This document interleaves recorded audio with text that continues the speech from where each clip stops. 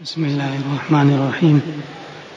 سوال پوچھا ہے، اگر کوئی تہجد کی 4 رکعت عشاء کے وقت وتر کی نماز سے پڑھ لے تو درست ہے یا نہیں؟ اصل میں بات یہ ہے کہ تہجد یہ حجد یحجد سے ہے۔ عربی زبان میں حجد یحجد کا مطلب ہوتا ہے رات کو سونا۔ جب اسی کو باب تفاعل میں لے آئیں گے تو سلب ماخذ ہو جائے گا۔ تہجد یا تہجد مطلب ہوگا کہ نیند سے بتکلف اٹھ جانا۔ یہ تو ہوگا اس کے لغوی معنی، جیسے اثم گناہ کو کہتے ہیں اور تأثم گناہ سے بچنے کو کہتے ہیں۔ اب بات یہ ہے کہ صلاۃ اللیل اور اسی طرح صلاۃ القیام احادیث مبارکہ میں اس کا ذکر آیا ہے۔ البتہ تہجد وہی ہوگی جو نیند کے بعد اٹھ کر پڑھی جاتی ہے۔ اگر اس سے پہلے کوئی نماز پڑھتا ہے تو وہ صلاۃ اللیل کہلائے گی، وہ تہجد نہیں ہوگی۔ قبر پر سفید رنگ یا سفید چونا لگانا کیسا ہے؟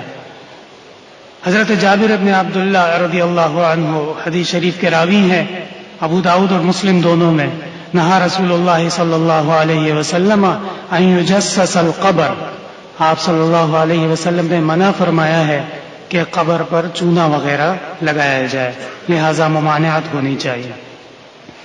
حضرت مفتی صاحب رحمۃ اللہ علیہ کا بتایا ہوا وہ وظیفہ پڑھتا ہوں اپنی والدہ کی صحت یابی کے لیے، سورہ تغابن۔ حضرت مفتی صاحب فرمایا کرتے تھے کہ یہ ہر قسم کی بیماری کے لیے مجرب ہے اور تعداد 41 مرتبہ ہے۔ حضرت اب مجھے یہ معلوم کرنا ہے کہ اس میں وضو وغیرہ شرط ہے یا نہیں۔ اصل بات یہ ہے کہ قرآن کریم اگر کوئی حفظ پڑھنا چاہتا ہے، حافظ ہے یا سورت اس کو یاد ہے، تو بالاتفاق اس کے لیے وضو کا ہونا ضروری نہیں ہے، البتہ آداب میں شامل ہے۔ اگر مصحف قرآن کے نسخے کو ہاتھ لگا رہا ہے، لا یمسہ الا المطہرون کے ذیل میں علماء نے لکھا ہے کہ بغیر وضو کے قرآن کریم کو ہاتھ لگانا جائز ہرگز نہیں ہے۔ دوسرا یہ ہے کہ اس کی جگہ کی تعین بھی ضروری ہے یا نہیں، یعنی 41 مرتبہ ایک ہی جگہ پر بیٹھ کر پڑھنا ہے، مثال کے طور پر مسجد میں ایک ہی جگہ بیٹھنا ہوگا یا منتقل ہو سکتے ہیں۔ ایک ہی جگہ بیٹھ کر پڑھنے میں یہ فائدہ ہوگا کہ یکسوئی حاصل ہوگی، خشوع اور خضوع حاصل ہوگا۔ کوئی بھی عمل جب انسان اس کو اہمیت دیتا ہو اور اس کو اپنا مقصد بنا لے تو پھر اس کے لیے یکسوئی، اس کے لیے وقت نکالنا یہ ضروری ہوتا ہے۔ البتہ قرآن کریم کی تلاوت چلتے پھرتے بھی کی جا سکتی ہے، اس میں کوئی حرج نہیں ہے۔ یہ بھی معلوم کرنا ہے کہ اس کو تہجد کی نماز میں پڑھ لیا جائے، یعنی اس کی تعداد نماز میں پوری کر لی جائے تو اس وظیفے کی وسیلت حاصل ہوگی۔ بالکل تہجد کی نماز میں ایک سورت کا تکرار بار بار کیا جا سکتا ہے۔ فتاوی عالمگیری میں ہے کہ لا بأس فی التطوع ان یتکرر، نفل نماز میں اگر کوئی سورت بار بار تکرار کرتا ہو تو اس میں کوئی بری بات نہیں ہے۔ کالا کپڑا پہننا کیسا ہے؟ پیغمبر صلی اللہ علیہ وسلم نے اپنی امت کو باقاعدہ اس سلسلے میں رہنمائی فرمائی ہے۔ سب سے پہلی بات یہ ہے کہ ایک ایسا لباس آپ صلی اللہ علیہ وسلم کی خدمت میں لایا گیا جو بہت ہی چمک دمک والا تھا اور بہت ہی یعنی زری والا تھا۔ آپ صلی اللہ علیہ وسلم نے فرمایا ھذا لا ينبغی للمتقین، اللہ سے ڈرنے والوں کے لیے ایسا لباس مناسب نہیں ہے۔ اللہ تبارک و تعالی نے قرآن کریم میں فرمایا وَلِبَاسُ التَّقْوَى ذَلِكَ خَيْرٌ، لباس وہ بہترین ہے جو تقوی داروں کا لباس ہوتا ہے۔ تقوی دار وہ یقیناً سنت پر عمل پیرا ہوتے ہیں۔ آپ صلی اللہ علیہ وسلم نے باقاعدہ حکم فرمایا البسوا من ثيابكم البياض، اپنے لباس میں سفید کپڑے پہنا کرو۔ اسی طرح جو میت کی تکفین کی جاتی ہے اس میں بھی سفید لباس کا ہونا سنت طریقہ ہے۔ آپ صلی اللہ علیہ وسلم سے ایک شخص کے متعلق پوچھا گیا کہ وہ جنت میں ہے یا جہنم میں ہے؟ آپ نے فرمایا وہ جنت میں ہے، اگر وہ جہنمی ہوتا لکان اسودا، تو وہ کالے لباس میں ہوتا، کالی رنگت اس پہ ظاہر ہوتی۔ یوم تبیض وجوہ وتسود وجوہ، قرآن کریم میں ہے کچھ دن اس دن کالے سیاہ ہوں گے اور کچھ چہرے وہ سفید اور چمکتے ہوئے ہوں گے. تو کالے رنگ سے نسبت کرنا بغیر کسی وجہ کے ایک مسلمان کو وہ مناسب نہیں ہے. ولیمہ سنت ہے. اگر کوئی کھانا مستحقین طلباء میں ولیمے کی نیت سے تقسیم کرے تو سنت ادا ہو جائے گی, بالکل ادا ہو جائے گی. بلکہ آپ صلی اللہ علیہ وسلم نے فرمایا, امام بخاری رحمۃ اللہ علیہ نے ابو ہریرہ سے موقوفاً نقل فرمایا ہے, شر الطعام طعام الولیمہ یدعى لها الاغنیاء ویدرک الفقراء. ایسا ولیمہ بہت برا ولیمہ ہے کہ جہاں پہ مالداروں کو بلایا جاتا ہو اور فقیروں کو نہیں بلایا جاتا ہو. فقراء کی شرکت ضروری ہے. عند القبر ہاتھ اٹھا کر دعا مانگتے وقت رخ کس جانب کرنا چاہیے؟ شرح منیت المصلی میں علماء ماوراء النہر کے حوالے سے یہ لکھا ہے کہ میت کے چہرے کی طرف ہو تو اس میں کوئی حرج نہیں ہے. لیکن بات یہ ہے کہ آج کل جو ہمارے مسلمان بھائی ہیں ان میں علم کی شدید کمی پائی جاتی ہے. تو ایسے مواقع پر جہاں پر آپ کو لوگ دیکھ رہے ہوں, آپ قابل اقتداء ہوں یا آپ کے اعمال لوگوں کے لیے دلیل بن سکتے ہوں, تو وہاں پر قبر کی طرف ہو کر ہاتھ اٹھا کر یہ شائبہ پیدا ہو سکتا ہے کہ شاید یہ قبر سے مانگ رہا ہے. لہذا احتیاط کی ضرورت ہے. البتہ اگر اس قسم کے کوئی مشکلات نہ ہوں تو پھر ہاتھ اٹھاتے ہوئے قبر کی طرف رخ ہونے میں کوئی حرج نہیں ہے. کلیجے میں جمع ہوا خون ہوتا ہے, اگر وہ صفائی میں رہ جائے تو اس کے کھانے کا کیا حکم ہے؟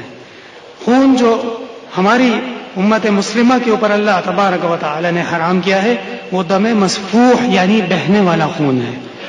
وہ خون جو رگوں میں رہ جاتا ہے یا گوشت میں رہ جاتا ہے اور پک جاتا ہے اس کی کوئی حرج نہیں, وہ پاک ہے. مفتی صاحب, میرا بیٹا جو کہ 2.5 سال کا ہے, میں نے اس کا نام سید عمر حسین رکھا ہے. اکثر وہ بیمار رہتا ہے. کچھ لوگوں نے کہا اس کا نام اس پر بھاری ہے اس لیے یہ بیمار رہتا ہے. یہ لوگ صحیح کہتے ہیں یا نہیں؟ نہیں. حضرت عمر رضی اللہ عنہ نہایت مضبوط صحابی تھے, جسامت کے لحاظ سے بھی مضبوط تھے. اللہ تبارک و تعالی نے ان کو ایمان کی مضبوطی بھی عطا فرمائی تھی. واشدہم فی امر اللہ عمر. عمر بہت اچھا نام ہے, بہترین نام ہے, بابرکت نام ہے.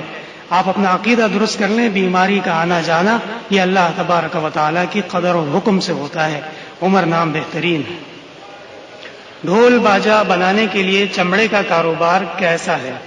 آپ صلی اللہ علیہ وسلم نے فرمایا بعثت لکسر المزامیر, کہ میں تو اس لیے بھیجا گیا ہوں تاکہ میں یہ ڈھول باجے وغیرہ جو ہوتے ہیں ان کو توڑ دوں. اب اگر کوئی شخص ان کو بنانے کا کاروبار کر سکتا ہے تو وہ پیغمبر کے خلاف کر رہا ہے, کیسے جائز ہو سکتا ہے؟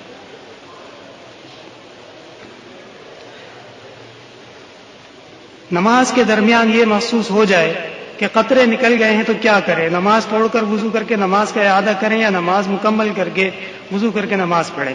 یہ مسئلہ معذور شرعی کا مسئلہ ہے, اس میں قدر تفصیل ہے. اگر اتنا وقت نہیں گزرتا کہ آپ اس میں 2 رکعات نماز پڑھ سکتے ہوں مگر یہ کہ پیشاب کے قطرے آ جاتے ہیں تو پھر ایسے شخص کے اوپر معذور شرعی کا حکم لگتا ہے. وہ ہر نماز کے لیے ہر وقت کے لیے نیا وضو کرے گا, اس وضو سے جتنی چاہے فرض پڑھے گا, سنت پڑھے گا, نفل پڑھے گا, قرآن کریم کی تلاوت کرے گا. لیکن جیسے ہی اگلا وقت داخل ہوگا اس کا وضو ختم ہو جائے گا, اب اگلا وضو کرنا پڑے گا. اور اگر ایسا نہیں ہے, کبھی کبھار ایسا ہوتا ہے, تو پھر نماز نہیں ہوگی. اطمینان حاصل کر کے نماز دوبارہ پڑھنا ضروری ہے. لا الہ الا اللہ وحدہ لا شریک لہ لہ الملک ولہ الحمد وهو على كل شيء قدیر. لا الہ الا اللہ العلیم الکریم. سبحان اللہ رب العرش العظیم والحمد للہ رب العالمین. نسألك موجبات رحمتك وعزائم مغفرتك والغنیمة من كل بر والسلامة من كل إثم. اللهم لا تدع لنا ذنبا إلا غفرته ولا هما إلا فرجته ولا حاجة إلا قضيتها يا أرحم الراحمين ويا أكرم الأكرمين.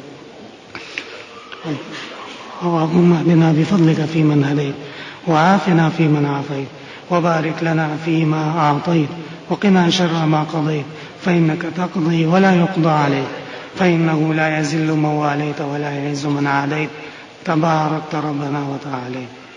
لا إله إلا الله وحده لا شريك له له الملك وله الحمد وهو على كل شيء قدير. أستغفر الله ربي من كل ذنب وأتوب إليه. سبحان الله وبحمده عدد خلقه ورضا نفسه وزنة عرشه ومداد كلماته. سبحان الله وبحمده سبحان الله العظيم.